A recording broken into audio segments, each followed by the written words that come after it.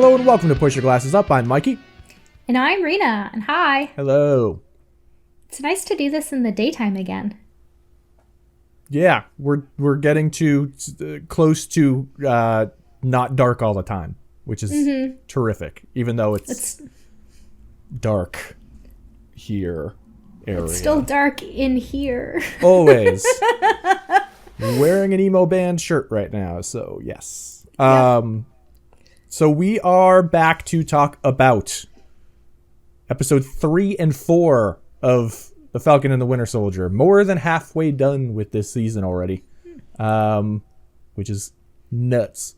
But what did you think about these episodes compared to the first 2 episodes?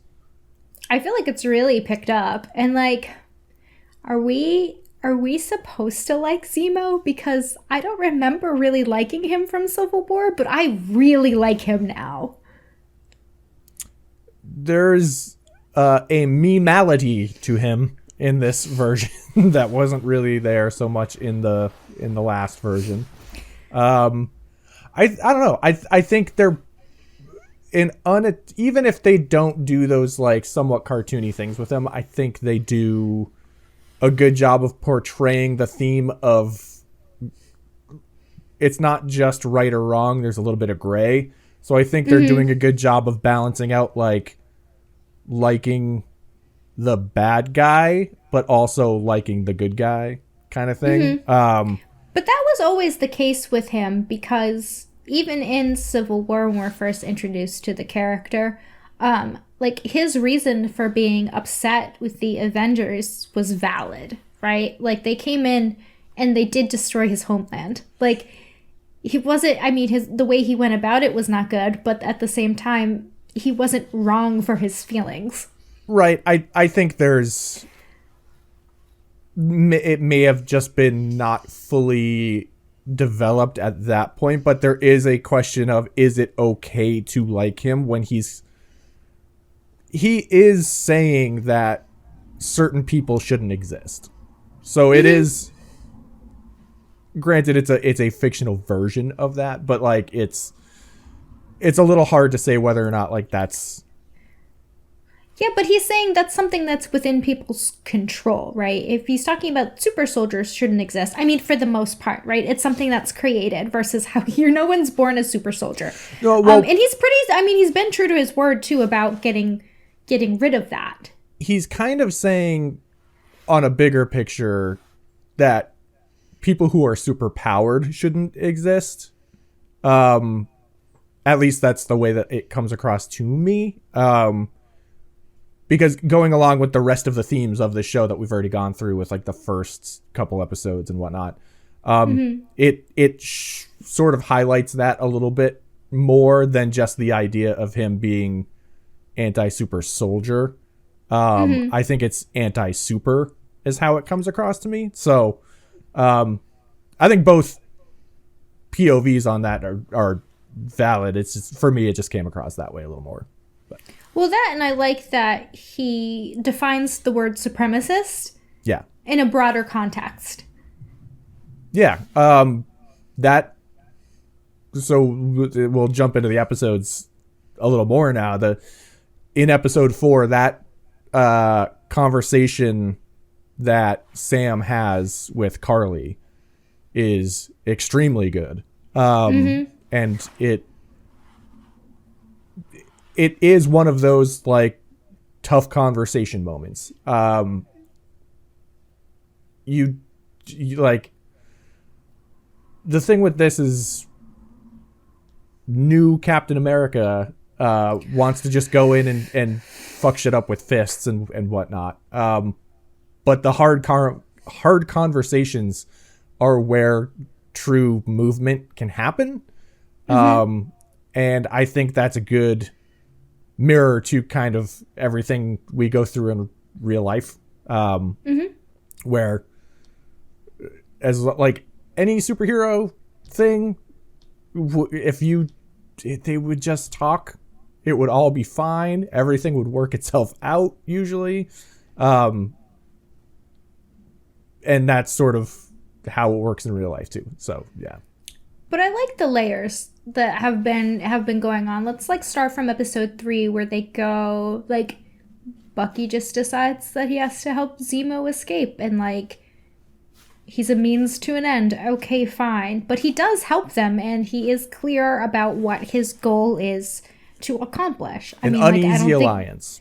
It's an uneasy alliance, but I mean, so far he has very much stuck to what he said he was going to do. And then we get to Madripoor? Mm-hmm.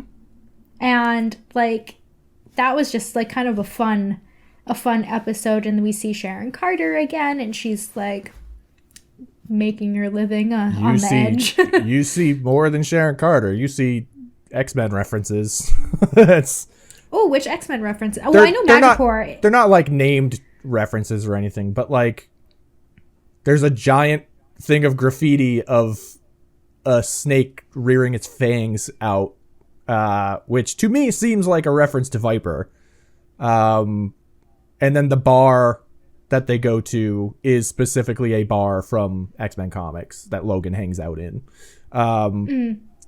It's not, I think it's a little blown out of proportion how people were jumping to conclusions again, just like WandaVision. But there are nods, obviously, within Madripoor where it allows you to kind of go, this could be the introduction. But it's I mean, there's just nods that are maybe not even nods sometimes. It's just a cool little thing. But it's also coming off of Godzilla versus Kong. It was weirdly identical on some of those landscape shots. So, yeah. It's definitely very Hong Kong, South Asia-esque. Right. So let's jump to the specifically, that episode then a little deeper, because it was a cool episode that had deeper moments. Whereas I think the fourth episode is a little more like all around, just a much more like blowing everything up, way more intense episode.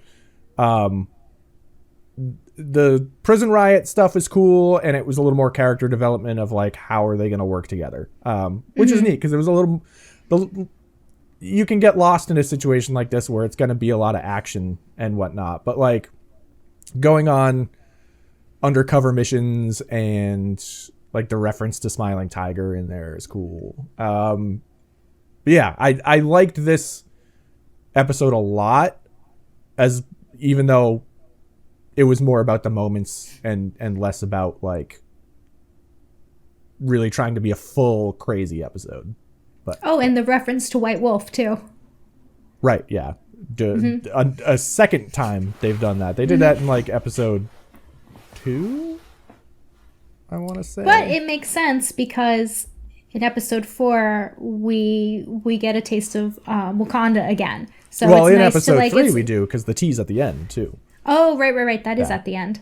But here's my question for you, going back to episode 3. It's when we really get we've kind of already been introduced via text to the Power Broker, but like literally we're like in Power Broker land, but we still don't know who that is. Do you have any thoughts on who the Power Broker might be? Because I don't you have know. more context about who the Power Broker has been in the comics, right? Well, in the comics, it's a separate person. A lot of the theories are that it's somebody we already know on this show. It's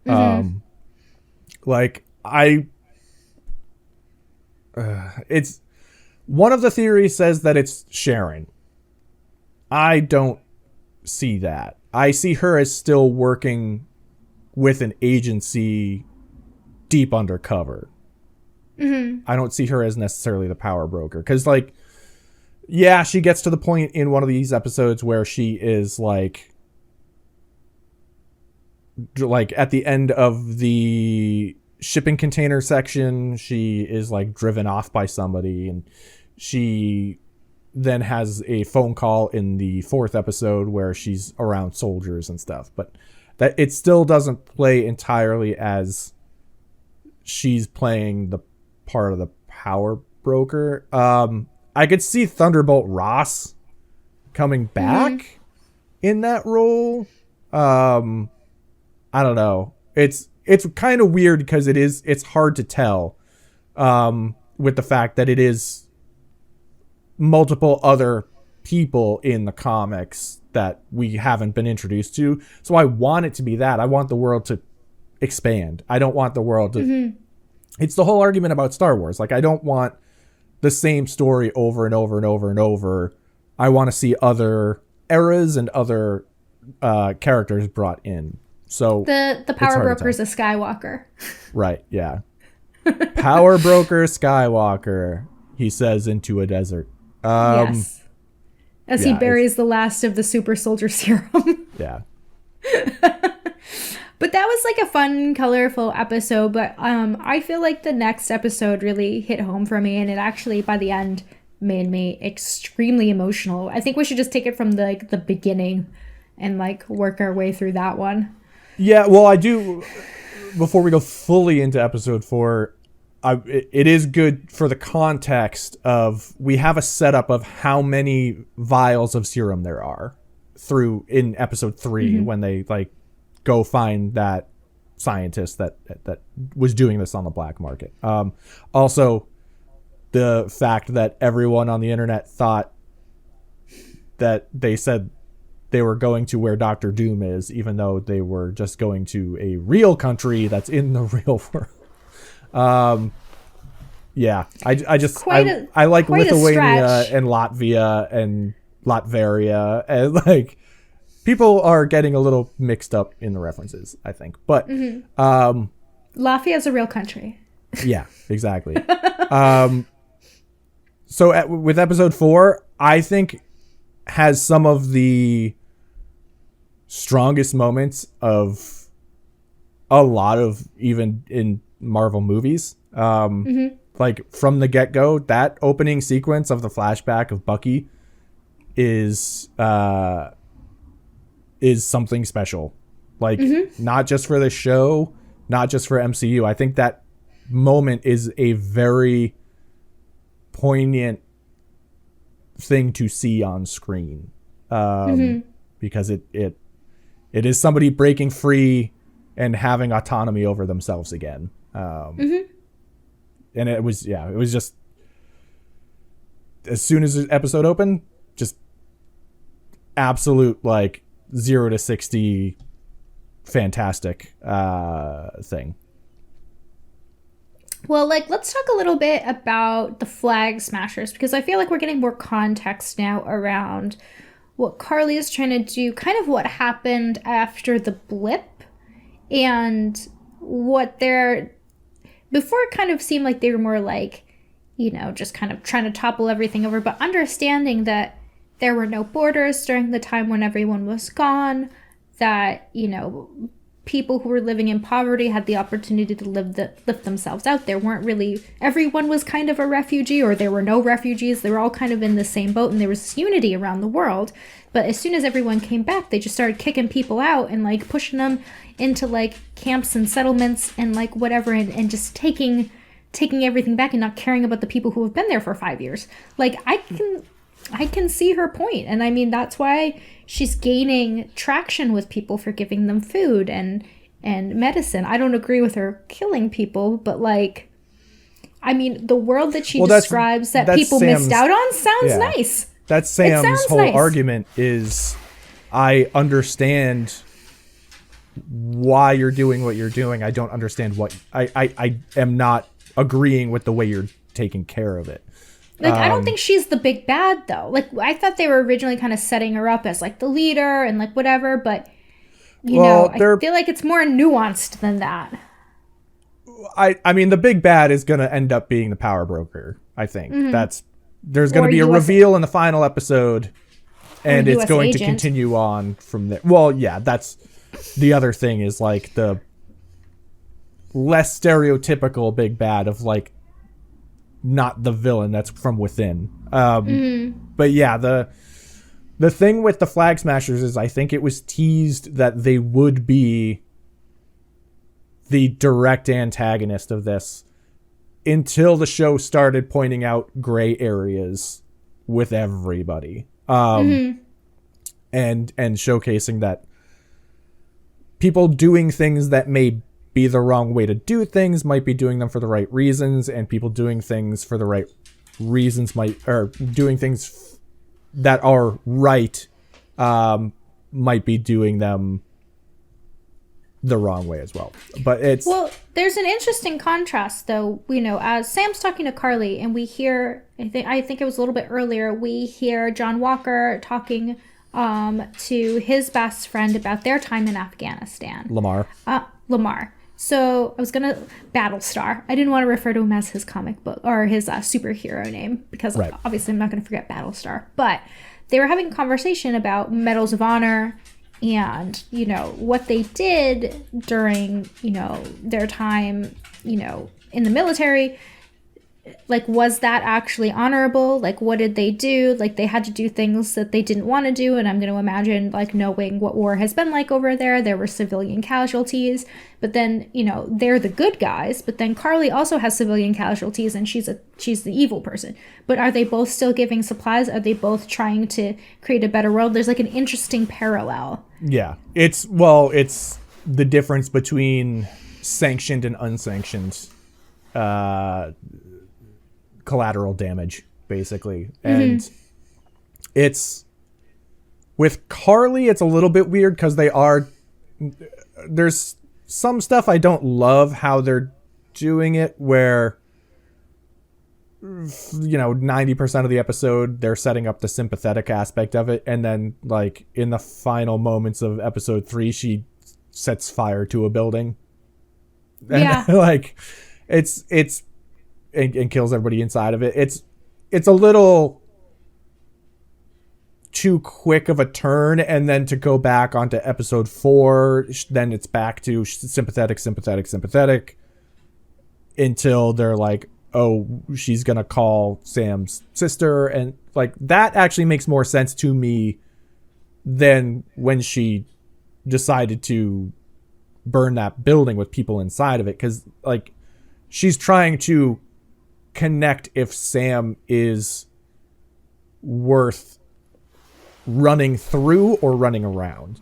And so I understand that, like, that makes a little more sense to me. And she's a kid. Like, I think that they've been setting that up. Like, she's young. Yeah. Like, and trying to be a leader of, like, and make actual change. But I can't imagine, aside from, like, hardship, she's had, like, a ton of life experience. She's not a trained professional. She's doing the best she can under the circumstances. Although I wouldn't be surprised if, if they were to do a flashback sequence, they show a teenage version of her, like, picking up the reins of leadership just as somebody helping people, like, post-blip to, like, not necessarily organize something like this, but just, like, organize community. And so that would make sense. That's kind of what she's about. I mean, like on a grander scale, but that's what they're looking to get back to.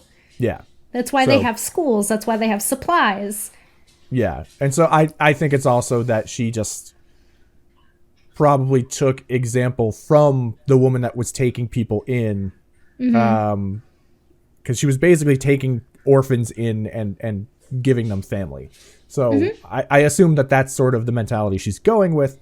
Just, like we've said a bunch of times, not necessarily the best way about it. But yeah, it's all those gray areas. Like, who is evil and who is good? And, like, I mean, I see her point. Like, not to, like, agree with someone they're setting up as, like, a terrorist. But, like, if all of a sudden, like, the previous occupant of this house was like, hey, I'm back, you gotta go.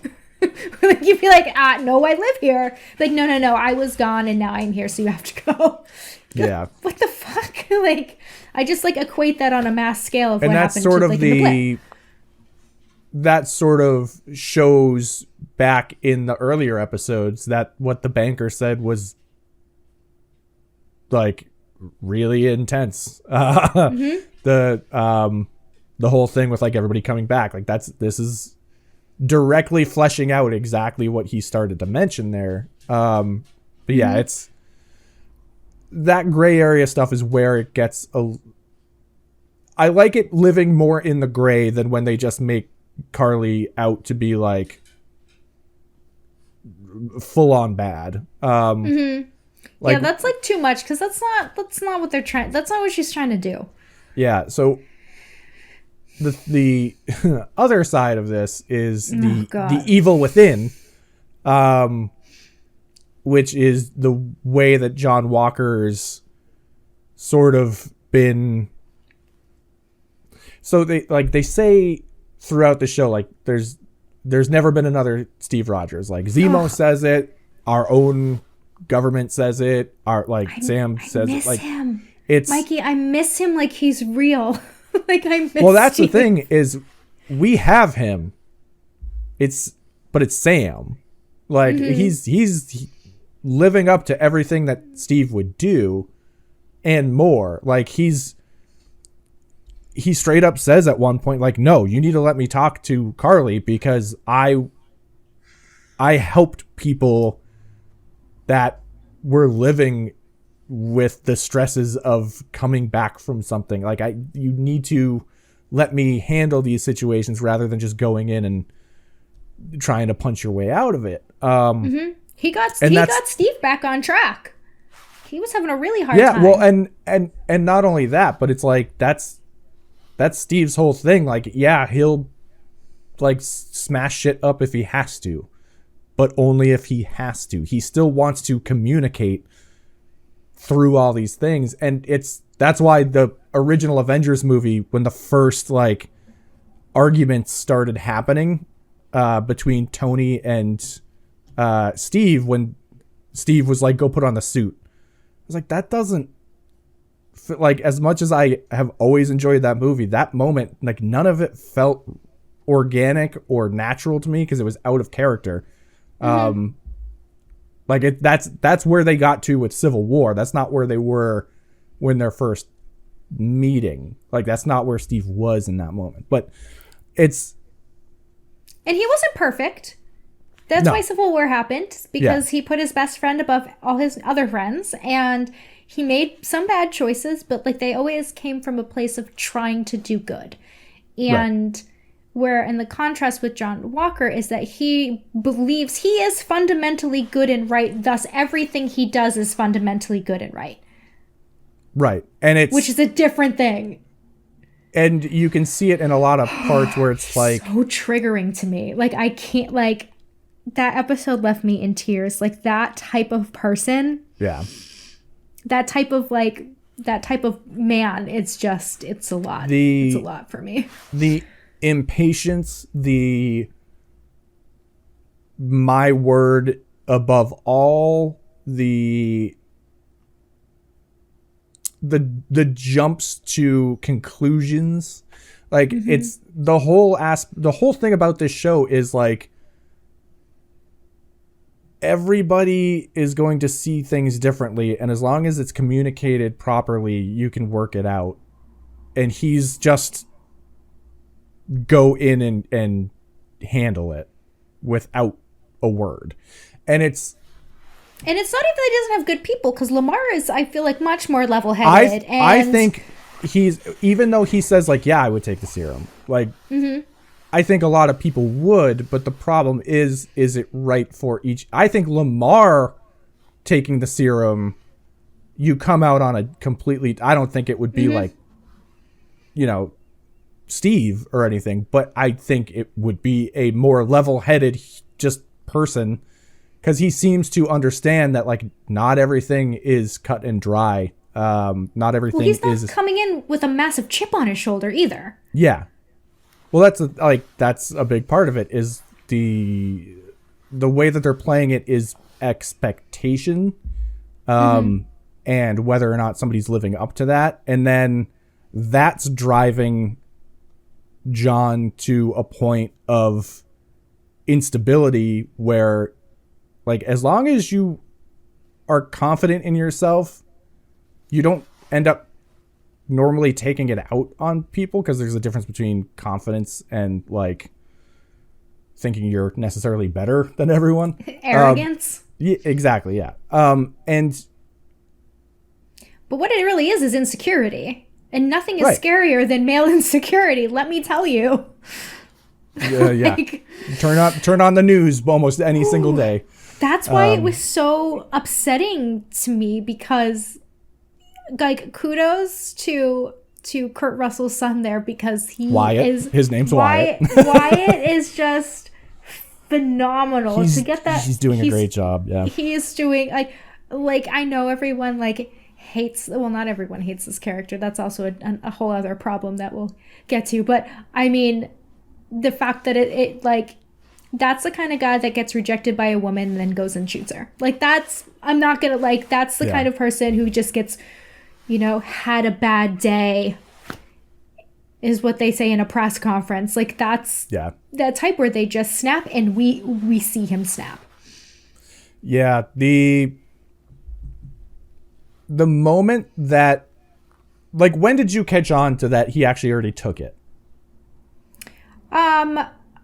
When they were fighting, or when he was like, blah, blah, blah, like when he was kind of freaking out. Because remember when they first gave it to Steve, like, you knew he was like freaking out in the oven. I don't know what you would call it. Right. The tanning bed that they put him in, like, originally. But when he starts twitching, I was like, oh, yeah. Yep. So you caught that. So are you saying, like, as Lamar was, like, taken out? Yes. It was in between, because I think if he had been with Lamar, it would have been a different story. I think he would have constantly been like, I'm going to do it. Like, there would have been a conversation. But I think the fact that they were separated. I think he either already took it or took it right after the conversation they did have in the shopping area. Because we've seen him throw the shield before. Mm-hmm. And he's very good and accurate and can catch it and whatnot. He threw it through a wall before, that was as Lamar was essentially being taken. Mm-hmm. So that was when but then then you start to see the visual references start to line up more and more. Mm-hmm. Right after that fight, and they kill Lamar, he goes and starts running after people, which was terrible, by the way. It mirrors that exactly mirrors the first Avenger, when Steve goes and chases after somebody, and then jumping out of the window references, I want to say it's Age of Ultron? Winter Soldier, when he jumps out of the window in... It's Winter Soldier, okay. The Triskelion. Yeah. And then the first one I think you're talking about is when Hydra attacks the S.H.I.E.L.D. office in New York, and he runs after them, like, barefoot. Yeah, in 1940s New York, yeah. Mm-hmm. And then, he's, like, all hot then. And then later, like, the most brutal part, the very end, when John kills one of the Flag Smashers, it is pretty directly referencing when Steve is on top of Tony with the shield coming down on his chest. They did such a tremendous job of, like, showing you the ugly side of the mirror with that. And like, I wasn't paying attention to this before watching the episode, but the fact that it's called The Whole World Is Watching, and it ends with people just taking footage of that happening. He killed someone with the shield. Like, he desecrated the shield. Yep. And I can't handle violence anymore. And also knowing that man, the Flag Smasher that he killed, was a teacher and had not taken the serum. So he was literally a civilian. Just a guy trying to help people. He could have just punched. He could have knocked him out. Like, he was like, it's like bringing a gun to a knife fight. Like, that guy was no match for him in the first place. And just to see him just murder him with the shield and stand up. There was, so I didn't think about this. I had, you had texted me after watching the episode, and I said that it was like, it reminded me of the cover of Civil War #1, I believe, the variant cover that Michael Turner did, where there's blood on the bottom quarter of the shield. So it like visually that stuck with me. But there's also like Old Man Logan. Logan has the shield in his hand and goes after the Red Skull, who is wearing a Captain America mask. And it is brutal, and I forgot about that. I don't think it's necessarily a direct tie to either of those, but it's the visual definitely kicks back to that, and particularly the Michael Turner one for me was like instant. It was an instant callback to me. And then just that final, like, super ominous final shot where it's like somewhat spinning around him and it's very low angle. Mm-hmm. So he's just huge in the frame. He is towering in the frame. And that is extremely ominous, extremely scary to see what that image of Captain America, like, being portrayed so prominently that way. It was kind of terrifying. I don't blame a lot of, like, I don't think it played as a horror thing, but I don't blame people for being like, holy crap, this show just turned into a horror movie, because that was brutal. It was absolutely terrifying. And I would say what's equally terrifying is some people supported that. Yeah, like I did see that they were like, yeah, Cap is a badass. Like, yeah, he killed that guy, and I'm like, doing what needs to be done. Right? Like, oh my god, these I people. saw a couple of those, and one of them is actually like somebody that a lot of people that I follow in like nerdy stuff, but also just film appreciation, they all seem to follow him, and they were all surprised too. So I think that a lot of people couldn't tell if that specific one was being serious or trolling. But like a lot of them were being serious, and that's fucked up. Yeah. It's really scary, especially with the state of the world today, where if you don't like how something turned out, you take matters into your own hands, because that's the American way. Yeah. We've seen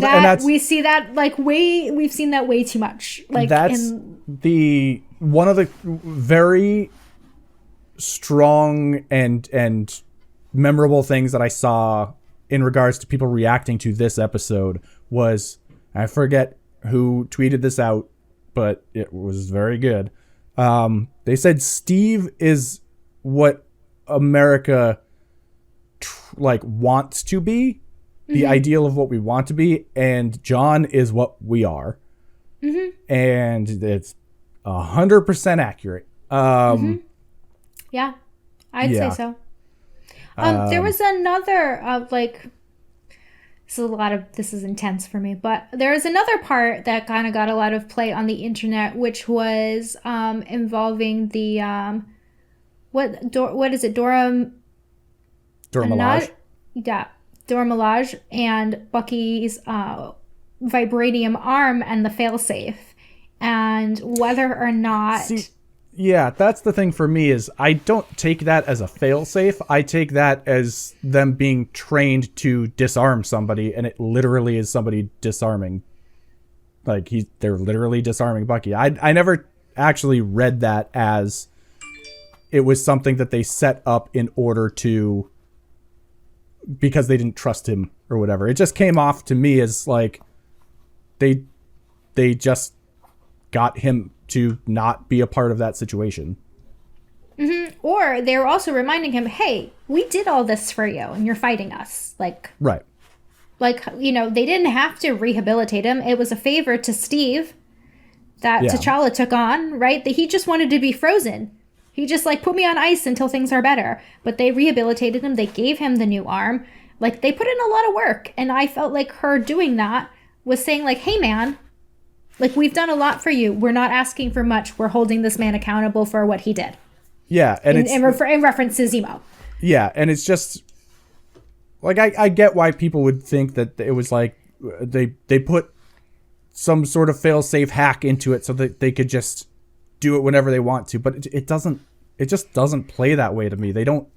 The Dorminage don't just show up like whenever they want to. Like, that's not what they do. Well, and they trust people when they trust people. Like, it's the Wakandans don't really take trust lightly.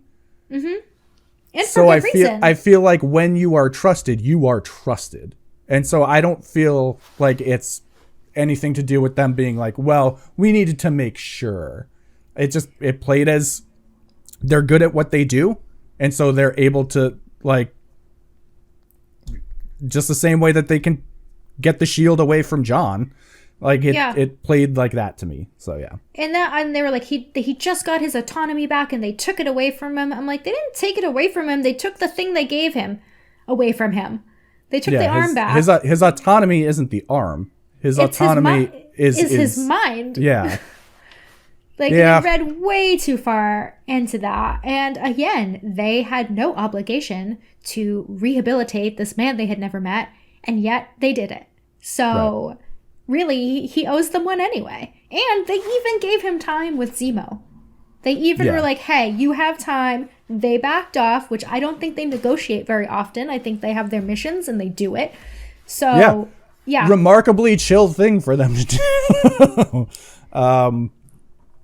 Yeah, I just, I get why somebody may pick up on that kind of thing. It just, didn't play whatsoever that way for me. So, yeah, I'm interested to see where this goes, but so I watch it on my exercise bike because, like, I'm trying to, like, get my fitness in, but, I'm glad that I do because it helps with the tension to keep moving.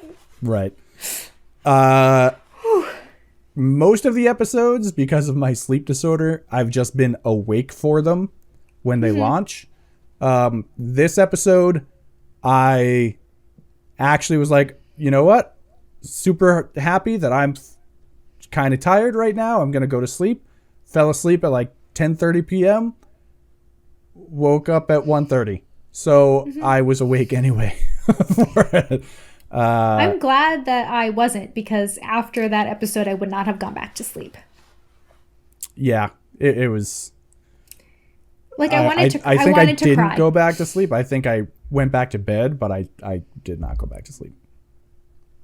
Yeah, it's a lot. That's the kind of guy that doesn't take no for an answer. That thinks they know better than you.